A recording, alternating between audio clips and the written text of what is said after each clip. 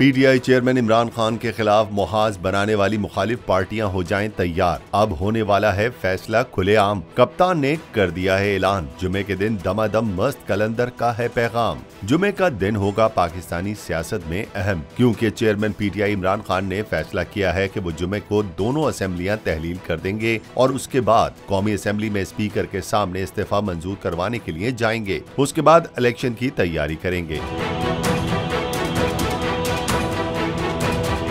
वाज़ेह रहे कि इमरान खान की असेंबलियां तोड़ने के ऐलान के बाद मुस्लिम लीग नून और पीडीएम ने हुकूमत बचाने की सरतोड़ कोशिशें शुरू कर दी हैं। इस सिलसिले में सियासी जमातों के लीडरों की आपस में मुलाकातें जारी हैं, जबकि दूसरी जानिब इमरान खान को वजीर आला पंजाब परवेज इलाही की हिमायत हासिल है और चेयरमैन पीटीआई इमरान खान के मुताबिक परवेज इलाही हमारे साथ खड़े हैं। जुमे को दमादम मस्त कलंदर होगा। हकीकी आजादी की जंग में बोल भी कप्तान के हम कदम। इलेक्शन कराओ मुल्क बचाओ की लाइव ट्रांसमिशन, दिखाई लम्हा बलम्हा सूरत हाल। रील और रेटिंग में भी बोल न्यूज रहा नंबर 1।